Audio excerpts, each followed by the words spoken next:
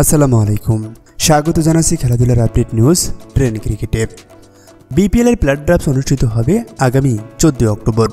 আর প্ল্যাট ড্রাফটসকে সামনে রেখে 7 দলের প্রতিনিধির সঙ্গে বৈঠক করেন বিসিবির সভাপতি ফারুক আহমেদ। সেখানে ড্রাফটসের একটি রূপরেখা প্রণয়ন করা হয়। জানা গেছে ড্রাফটসের আগে রিটার্ন এবং ডাইরেক্ট সাইনিং মিলিয়ে সর্বোচ্চ 3 জন স্থানীয় খেলোয়াড় নিতে পারবে ফ্র্যাঞ্চাইজিগুলো। সব মিলিয়ে সর্বনিম্ন 10 এবং সর্বোচ্চ 14 জন স্থানীয় খেলোয়াড় নেওয়া যাবে।